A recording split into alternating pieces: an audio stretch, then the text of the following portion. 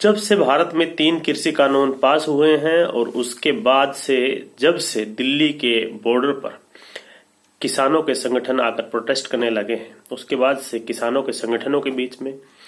और भारत सरकार के मंत्रियों के बीच में कई दौर की वार्ता हो चुकी है। 9 दौर की वार्ता अभी तक हो चुकी है और 10वें दौर की वार्ता 19 जनवरी को शेड्यूल्ड है। अभी तक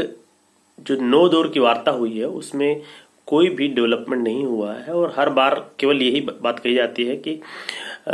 अगली बार मिलने की सहमति बनी है और उसके बाद अगली बार जो बैठक होगी उसमें देखा जाएगा क्या डेवलपमेंट होता है।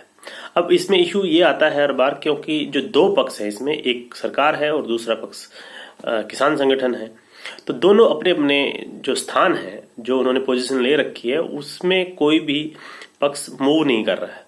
यानी कि जो सरकार है,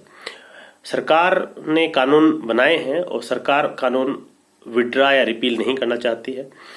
और किसान जो है उनका पक्ष ये है कि किसान चाहते हैं कि तीनों कृषि कानून जो है उनको रिपील किया जाए, उनको खत्म किया जाए। इसके अलावा कोई और ऑप्शन किसान नहीं चाहते हैं। जब नेगोशिएशन जहां पर होना है, मीटिंग में जो बातें होनी है कि क्या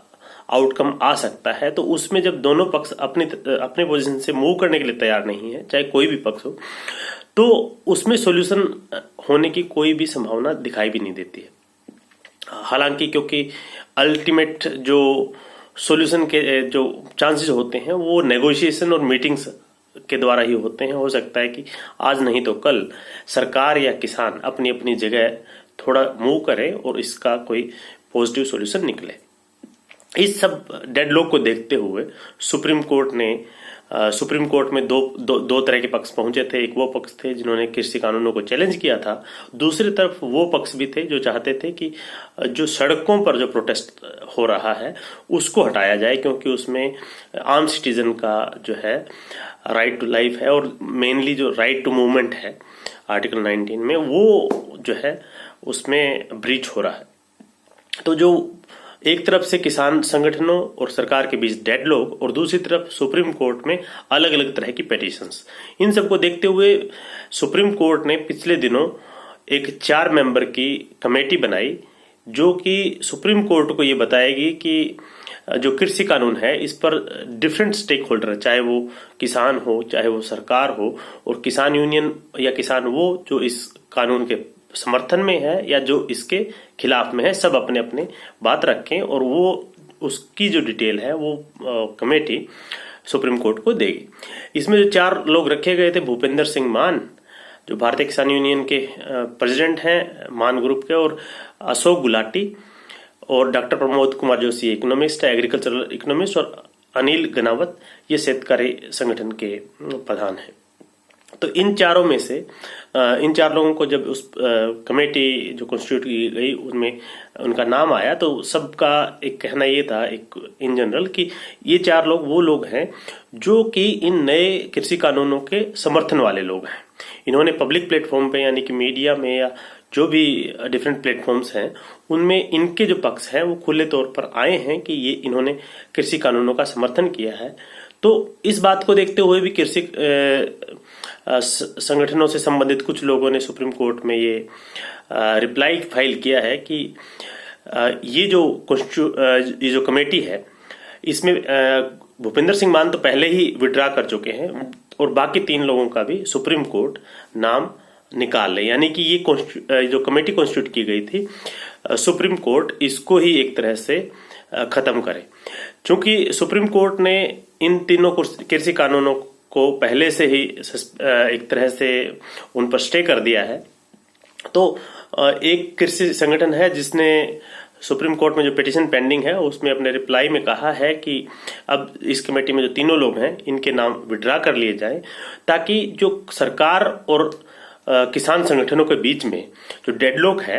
वो खत्म हो और बात आगे बढ़े। लेकिन एक्चुअल में इसमें देखेंगे तो ये पाएंगे कि सुप्रीम कोर्ट ये कोशिश कर रहा था कि डेडलॉक जो बना हुआ है वो जो सरकार और जो किसान संगठन है आपस में किसी बात पर आगे नहीं बढ़ पा रहे हैं, उसको खत्म करने के लिए एक तरह से सुप्रीम कोर्ट ने एक्स्ट्रा ऑर्डिनरी स्टेप लिया था और जिसकी आज के दिन जो जुडिशियल सर्कल में और मीडिया सर्कल में ये बात भी आ रही है कि सुप्रीम कोर्ट ने जो ऑर्डर दिया वो विदाउट रीजन, यानी जो ऑर्डर है उसमें कोई लॉजिक नहीं है और कोई रीजन नहीं है। और जनरली कभी भी जो है नॉर्मल सर्कमस्टांसेस में जो कोई भी कानून है पार्लियामेंट या जो असेंबलीज के द्वारा पास किया जाता है उसको स्टे नहीं करता है सुप्रीम कोर्ट। लेकिन इस केस में किया है। इस केस में इसलिए किया था क्योंकि 1 महीने से ज्यादा दिल्ली के चारों तरफ जो मेन जो रास्ते हैं वो किसानों ने प्रोटेस्ट करते हुए रोक रखे हैं। तो आमजन का भी जीवन प्रभावित है और जो प्रोटेस्ट कर रहे हैं उसमें भी बड़े बुजुर्ग और बच्चे महिलाएं भी हैं। तो उन सब के पक्ष को ध्यान में रखते हुए सुप्रीम कोर्ट ने एक कमेटी कॉन्स्टिट्यूट की थी। अब ये बात आ रही है कि इस कमेटी को जो है इसमें से भूपेंद्र सिंह मान पहले से अलग हो गए हैं, तो बाकी 3 लोग भी इनका नाम भी सुप्रीम कोर्ट विथड्रा कर ले। क्योंकि किसान संगठन जिसने इसमें रिप्लाई फाइल किया है उसने कहा है कि ये नेचुरल जस्टिस के भी अगेंस्ट है, क्योंकि जो लोग पहले से ही अपना व्यू कृषि कानूनों के समर्थन में दे चुके हैं वो फिर न्यूट्रल होकर इस कमेटी में अपनी राय नहीं दे पाएंगे। तो देखते हैं कि सुप्रीम कोर्ट अब इस मामले में आगे क्या कदम उठाता है। कृषि संगठन जो किसान संगठन है वो क्या करते हैं और सरकार इसमें क्या करती है, क्योंकि एक तरह से डेडलॉक बना हुआ है। इसमें जल्दी जो भी सॉल्यूशन निकले तो जो है जनजीवन जो खास करके दिल्ली के चारों तरफ बॉर्डर्स पर लोगों की मूवमेंट रुकी हुई है वो खत्म हो और लोग अपने घरों में जाएं। जो किसान है वो अपने घरों में जाएं और सरकार क्लोज बाय क्लोज इसमें डिस्कशन की बात कर रही है, लेकिन किसान संगठन इसमें टोटल रिपील चाहते हैं। देखते हैं इसमें होगा क्या। नमस्कार, धन्यवाद।